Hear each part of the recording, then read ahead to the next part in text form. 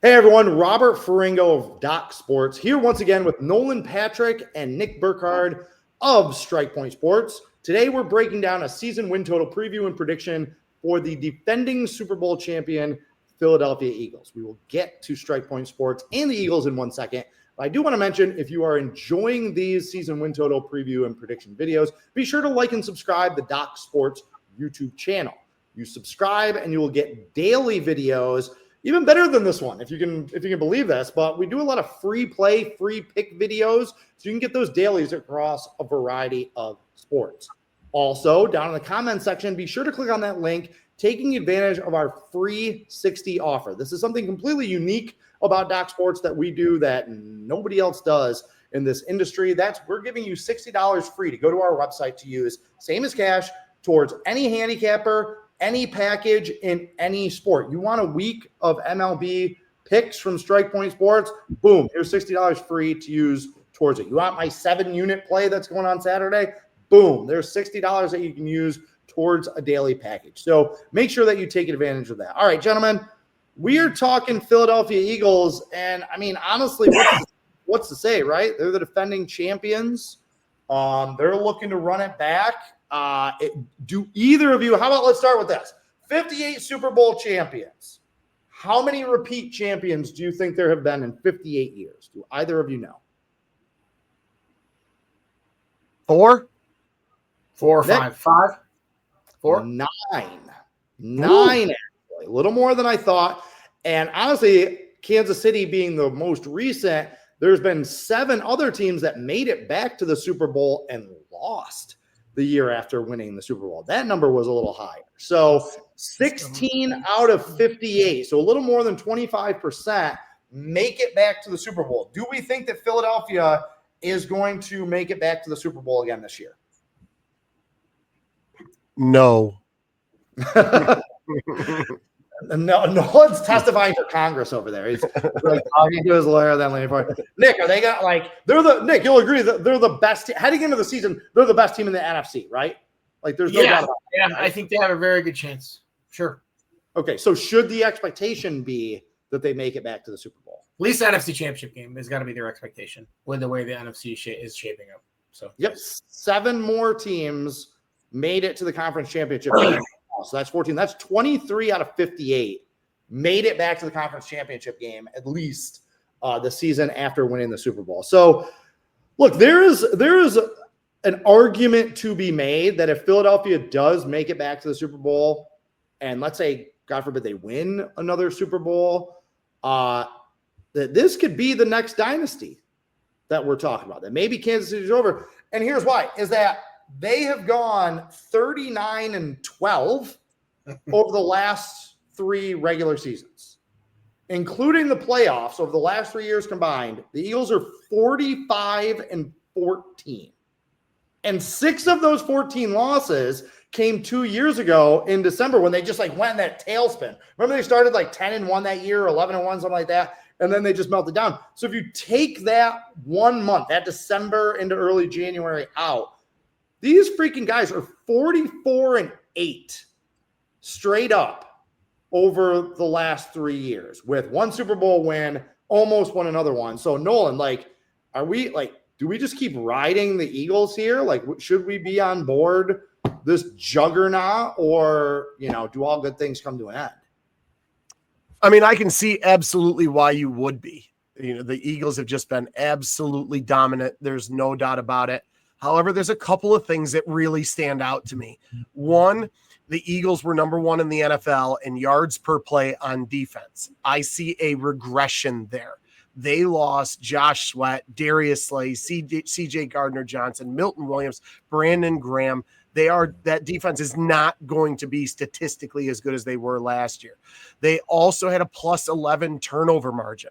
I don't see them being as strong in that area as well. I see a regression there. Saquon Barkley just had the year of all years. Anybody that's ever watched football knows that when you give a ball to a running back that many times, they are going to have a regression. There's no doubt about it. So he is not going to be as good. And let's be honest, look at this t-shirt. How often is Saquon Barkley healthy for consecutive seasons? It's not going to happen. I know you don't cap based on health, but I firmly believe that you're not getting a full season out of Saquon Barkley. They're not going to be as good defensively, especially statistically with all the losses they had. The turnover margin is not going to be as strong. And yes, I think that they still are the best team in the NFC, but there are slowly but surely starting to be some pretty darn good football teams in the NFC. So I would not be surprised if you do not see them in the NFC Championship game.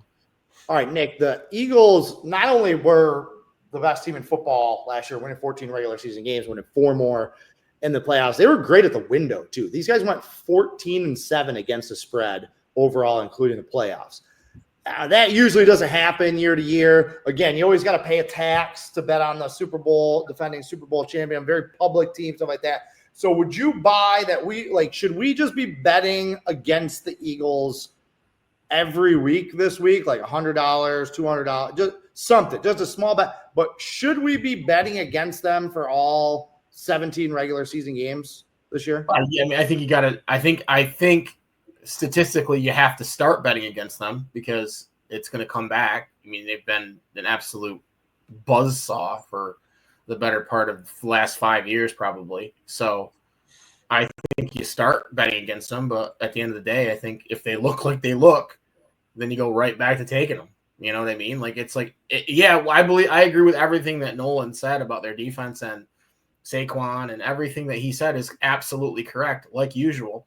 But I was going to say, stop agreeing with Nolan. Like, what is that? I just don't. I have a different take because I don't think it matters that they lost any of those guys. I think they re-signed the right guy in their linebacker, Brown, or yeah. And I think they signed him, and they didn't really care about those other guys leaving. That's how they came off as, at least. And as much as I hate to say it, I trust them, and I think that they are top to bottom the best team in the NFC. And it's close, I guess, but maybe it isn't. I agree and disagree with you, if that makes sense. I think their starting 22 is the best in the NFC. They're 11 stars on offense or 11 stars on defense. Where the problem for them is that other than the offensive line, they have no depth anywhere on that team. They don't have a comparable guy to Saquon Barkley waiting in the wings. If they lose Brown or Devontae, they don't have – there's a big drop-off in their receiver. Same thing on defense. You look at that defensive line, the secondary, the linebackers, starting 11, come play defense for me. But the guys behind them now, maybe. I mean, they draft really well. Howie Roseman is a genius. So, again, he's one of the guys that gets the benefit of the doubt. But he better have been right, because if injuries do hit up, and Nolan, that you hit on some indicators on why the arrow might be pointing down for the Eagles. That's another one. They were the second healthiest team in the NFL last year. That usually doesn't happen year over year. We see a little bit of injury regression. A couple guys in key spots get hurt. I think things could really go sideways for them awful quickly. Nick, they have a new offensive coordinator going this year. Are you expecting the offense to look the same, different, just hand it off to Saquon 45 times a game? Or do you think that they do kind of minimize his usage during the regular season? And how is that going to impact them offensively? I think if they're as smart as we think they are, they won't give it to him the 700 times they gave it to him last year. I think A.J. Brown is healthier. I think, they'll probably use Hurts a little bit more. I think he was a little dinged up at times last year too. But I can't imagine they're going to change anything. Why would they? New offensive coordinator or not? Like, why would they change anything that they're doing? It would make no sense, and it's not what they do. Even like they lost the best center I've ever seen, and it didn't really seem to matter that much, which is shocking. Offensively, just saying, like, offensively, I think that they just – it's not even next man up, because those guys have all been there for a while now. Kareem Abdul-Jabbar was not the best center you've ever seen. Shaq wasn't the best center. Oh, football center. All right, sorry. Well, to Nolan's point, as he mentioned, Saquon just getting force-fed the ball. 482 touches last year, the third most since 2000s. The other two guys that had more touches in a single season were DeMarcus Murray in 2014, I would not have guessed that. I would not have guessed that it was DeMarcus Murray was number one in touches. And the other one, new Bowling Green Falcons head coach, Noel, Eddie George, back in 2000. So DeMarcus Murray and Eddie George were the only two guys to touch the ball more than Saquon Barkley did last year. Both of them saw their yards per carry drop by over 1.1 yard the following season. So, I mean, let's just get down to brass tacks, Noel. Is Saquon going to get hurt? Those are the odds I'm offering you are, will Saquon Barkley play more than 13 and a half games this year? 12. No. I'm going to go 12 and a half games. No. You're taking the under. I would take the under just because it's Saquon Barkley, and I've watched him get hurt year in and year out. But two, they ran him into the ground last year. Now, and it wasn't just hand the ball off and do this, that, and the other thing. They're throwing him passes. He's running for 80 yards at a clip down sidelines in the snow in the playoffs. Mm-hmm. They went to him too much, and it does worry me, especially again, because I'm not bullish on the Eagles like everybody else is. Now, let me preface this by saying, yes, they're still one of the best teams in football. There's no doubt about it. But, Jalen Hurts is going to tote the ball a little bit more. They might give the ball to A.J. Dillon in the red zone a little bit more. So I just don't see the Eagles using Saquon as much, and I do see him getting hurt. All right, I asked each of you to pick a guy, a unit, a group, something about this team that you are going to be keeping an eye on that you feel will be a determinant of how their season goes. Nick, who'd you go with on the Eagles? So it's really not it's not a sexy pick at all, but I really look at coming from you it is. Coming from you. Well, yeah, coming out of my mouth it is. It's just kind of Devontae Smith is the guy I looked at just because I always feel like he gets overlooked when it comes to their receiving core, and the guy is just awesome. Like he does so many things well. He even knows how to cheat. Like, was it last 2 Super Bowls ago or 3 when he knew that he didn't catch the ball and he was making a sick, like whatever. Like he does everything really, really well. And like he's never really gotten the amount of looks or touches or even targets that you would think that, like, I feel like they might lean on him to the tune of like maybe 100 catch season for him this year. Like that's going to be what I would like to look at if I'm looking at their offense changing it all. Like we talked about earlier, that would be the change I would see. They throw it to him deep quite a bit. And I'm sure he'll catch 10 or 11 points, 10 or 11 against the Giants just because whatever, because I'm saying this, but like that's the guy. He's my guy. And like, I think he's going to have a monster year. Whenever I look at Philadelphia Eagles, like player props and stuff like that, he is always the first guy that I go to for that exact reason. The guy won a freaking Heisman. He's awesome. You watch him play and nobody talks about him. You get like everybody talks about Hurts and Barkley and Brown and all this, deservedly so, great players. But I agree with you that Devontae Smith is undeniably awesome. So, all right, Nolan, who is your guy on the Eagles? Nakobe Dean on the defensive side of the ball. He suffered a serious knee injury. He suffered that serious knee injury. Is he going to come back? Is he going to come back from that knee injury? If he does, I think it's a big boost to this Eagles defense. If he doesn't, I think it goes along with what you said. It makes them just thin on the defensive side of the football. If this team has a couple guys get dinged up, we might be looking at an Eagles team that only gets 11 wins. It only gets 10 wins. Yeah, I'm staying with that same vein that you're talking about. The guys I was looking at were Jalen Carter and Jordan Davis. They're two massive, mammoth defensive tackles. They probably don't go to the Super Bowl if Jalen Carter doesn't get those 2 sacks on Matthew Stafford late in that Rams game. Like the Rams had a ton of momentum. Like people forget how close Philadelphia almost came to losing that game. But the two of them can't be replaced. They're just mountains in the middle of that defense. They played a lot of snaps last year. And again, the drop off from Jalen Carter and Jordan Davis to their backups it's precipitous. Like they lose one or both of those guys. It's like the gate is open now on the run defense. That's going to put more pressure on that linebacking core that Nolan already mentioned was already thin. So, They got to keep those two guys healthy, because the reason they've won the Super Bowl and the reason they've been so dominant over the last 3 years is pretty simple, pretty black and white. They've dominated the line of scrimmage on both sides of the ball. They dominate the line of the scrimmage. So if a large part of that dominance is from these two very, very large men. So those are the two guys. Keeping them healthy, I think, is the key to the Eagles season. So, all right, real quick, we're gonna look at the schedule. I mean, it's NFC East. They all have tough schedules this year. Let's be honest.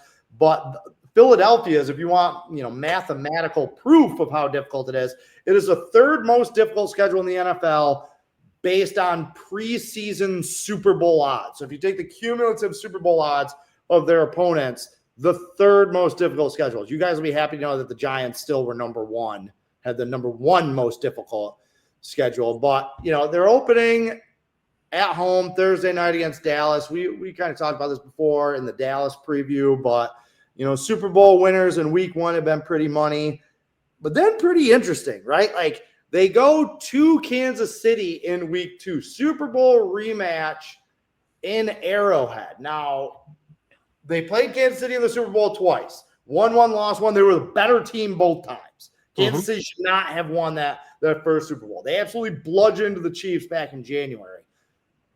Nolan, what are your expectations that week two game here? Is this revenge for the Chiefs? Is Philadelphia still just bigger, badder, and tougher than them? Like, what do we think here? No, I think that's going to be a really tough spot, because as we talked about in that Dallas preview, I think that opening week game is going to be a lot more difficult for Philly than people think. They're a touchdown favorite right now. I just looked. They're a 7-point favorite over Dallas. That Dallas is going to come to play in that football game. And then Philly has to turn around. I mean, they will get time, obviously, because it's 10 days. But then going into Kansas City, that is going to be an obnoxious place to play for Philadelphia. And I firmly believe that if Philly wins that game, they're going to be lucky to do so. All right, Nick, after that Chiefs game, they got Rams at home. Again, another rematch of a playoff game. At Tampa Bay, Broncos at home. They get tripped up in any of those games? I thought that the Rams game was going to be tough for them. I think that the Rams match up very well with them. They proved that. So, but yeah, I think they can get tripped up in all three of them. I don't think they're going to lose all three of them, but I think there's potential for them to lose all three of those games. Yeah, it's going to be it's tough sledding for them, I think, in the beginning. Yeah, you got to wonder if they're going to have. They get down to the Giants to get that W. That's what they do. Yeah, you got to wonder if they're going to have that letdown after they play Kansas City. Kind of surprising that how is that not a Sunday night game? Yeah, I was curious why that was at 1:00. Yeah, I agree. Right. Like, if they're going to go through the trouble of having a Super Bowl rematch, like, put it in prime time, or do we have to watch the Cowboys Titans that week in prime time again or something like that? So, all right, then they have those three games at Giants, Vikings, Giants again. You got to think they sweep into the bye with winners there. And then their season's going to be defined, right? Yeah. At Green Bay, you're hosting the Lions. You get them outdoors in cold weather, though. Cowboys, Chicago Bears. I mean, that's obviously just an L right there. You gotta, all right, let's just get down to it. The number's 11.5. We're looking at this schedule right here. What do you guys have for the Eagle? Over or under? No, I mean, the 11.5 it's a good number. I see them going about 11 and I would take over reluctantly. 11-6 doesn't get you home. I would take over reluctantly. And if they go over, I firmly believe they're winning 12 games. I think this is an Eagles team that at most wins 12 football games. All right, Nick, what do you think? Over or under 11.5? I say over, but it's 12 or 13. It's not way over. It's not 15-2. I don't think. No. I also think it could be a 9-win team with some of the stuff I'm looking at right now, too. They have pockets where they could, like we just talked about, that little pocket between Rams, Bucks, Broncos. None of those are going to be easy games after the Cowboys and the Chiefs. Like that doesn't scream 4-1. Right. You know, They are I very think it's over, but I think it's only because I really need them to stop winning every fucking game. Sorry, every game they play. Yeah. They are very, very lucky that Dallas is at home and that the Rams are at home to start their season. They're very lucky.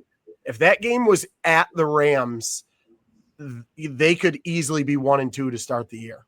I wonder if you asked them, if you gave them the offer, you're like, look, you can get the Chiefs game in Philadelphia, but you have to play the Cowboys and Rams on the road. Yeah. Like, would they take that back? I am going to disagree with both of you guys, and I'm going to pull the trigger on what it sounds like you both kind of want, what you kind of think you just can't bring yourself to admit. And I'm going to take the under with these guys. I think there's a lot of trapdoors in the schedule. I think their lack of depth is a problem. Yes, it is hard to bet against a team that has won almost 80% of their games over the last 3 years, as we talked about. I completely understand that. But every number that I look at, +4 in close wins, the +11 turnover differential, the injury log, offensive yards per point, defensive yards per point, the schedule, beating Vegas, everything. Every number points towards this. And one thing about their numbers that is like a really interesting quirk that I don't know if I've ever seen this. I gotta dig back in the last 20 years. They have beaten their Pythagorean wins expectations 3 straight years by 1.6 games or more. I'm not going to go too deep into the woods for this, but anything over 1 win and like 1.3 is kind of the threshold is excessive. That means you were a big overachiever if you beat your Pythagorean wins expectation by like 1.8 games. It means you won 2 more games than you shouldn't have. Their last 3 years, +2.4, +2.4, +1.6. So what these numbers are telling me is that, yes, they're like fringe dynasty over what they've done and have been doing. But some of it's been kind of luck. Like some of it has been like the foundational numbers don't support it. So this could be the year where a couple injuries, Jalen Carter and Saquon Barkley get hurt, and this team takes a step back. So I am taking the Philadelphia Eagles under 11.5 wins, while these two cowards are gonna stick with them, both going over. So, all right. That's our season win total preview and predictions for the Philadelphia Eagles. Thank you for taking time out of your day to join us. Again, this is Nolan and Nick with Strike Point Sports. I am Robert Faringo. We are Doc Sports. Until the next video, carpe diem and good luck.